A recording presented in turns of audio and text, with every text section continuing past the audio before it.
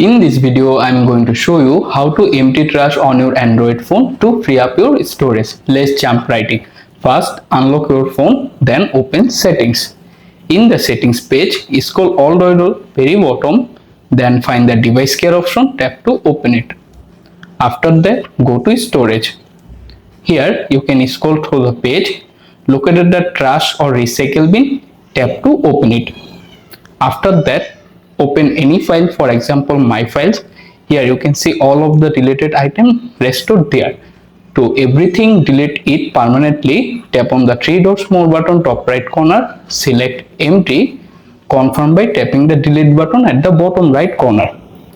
And right now you have successfully deleted empty trash your Android phone. Now back to the previous screen, then swipe the top and see your storage is likely free up. Thanks for watching. Please subscribe to my channel. Also share them.